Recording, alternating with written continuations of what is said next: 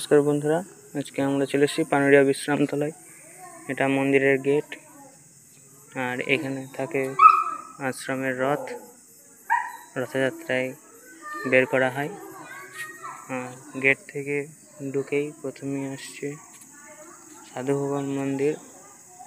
ইনি এই আশ্রমকে আগে দেখাশোনা করতেন, তারপর তার মূর্তি এখানে রাখা হয়েছে। দেখুন কত সুন্দর নিখুঁত ভাবে তৈরি করেছেন মিস্ত্রিরা। দেখে মনেই হচ্ছে না যে এটা কোনো মূর্তি। তো এখানে প্রণাম করি আমরা চলে যাব এদিকে তারপরের জায়গায়। খুব সুন্দর মন্দিরটা। এটা বসার বিশ্রামের জায়গা আর এখানে নাট্যমঞ্চ, এখানে সব রকম অনুষ্ঠানগুলো হয়, কীর্তন। আর এখানে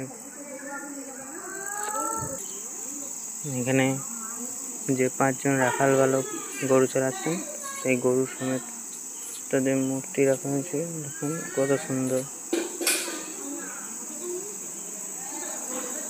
দারুণ।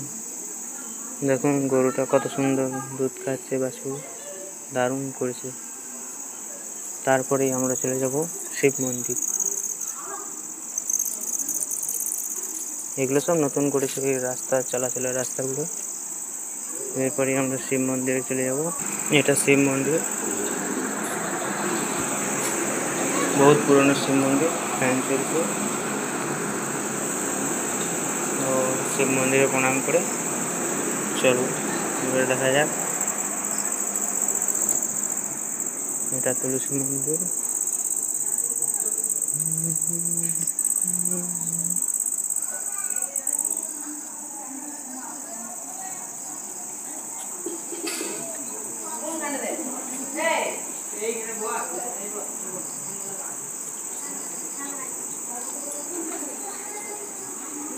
এবারে আমরা চলে যাব যেখানে শ্রী চৈতন্য বসেছিলেন এবং তার পায়ের ছাপ।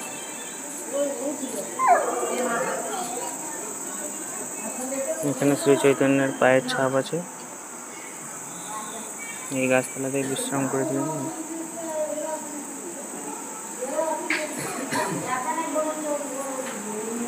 এটা মেন